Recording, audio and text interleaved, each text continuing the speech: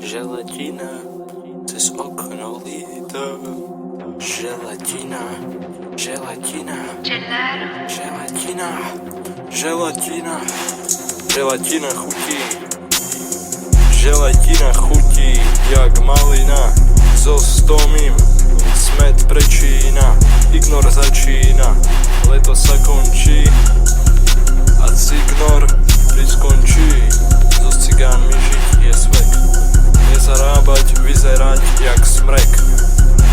Takto chodí v Bačkovskom meste sračkou východ svetový. Tu sa narodil Ludovič Štút Mechový. V mechu žil, z mechu bol, ale nevyšiel z mechu. Bol to proste hlupý človek, vyzeral jak vlovek. Bol to tučný muž, Ludovič Štúr Mechúr.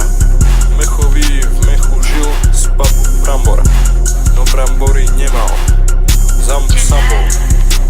S domím som bol, vo sračkove žiť je ako ignor dávať prič. Neviem čo tu mám, môžem hovoriť, ale smrdí tu strašne, nebudem kričať. Idem na ľudí, na drogách fičať. Počul som o tom ja veľa vecí, napriek tomu Topi je závislý medzi. Na lade Tomi ide, sa prepadne, raská ľad presprasne. Tomi spadne do vody, gate prehúbne, gate mokré, budú tie graťasy.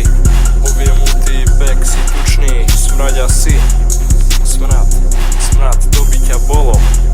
Si tučný muž, nikdy ťa nebolo.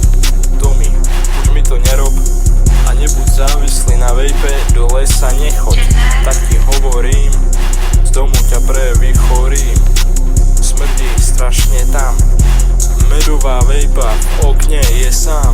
Očík sleduje vonkajší svet rád, ale okno nezaviera, cíti smrad. Tomi, čo to robíš? Si človek holý, si hlúpy gangster. Čo z teba bude, keď nebudeš na bankster?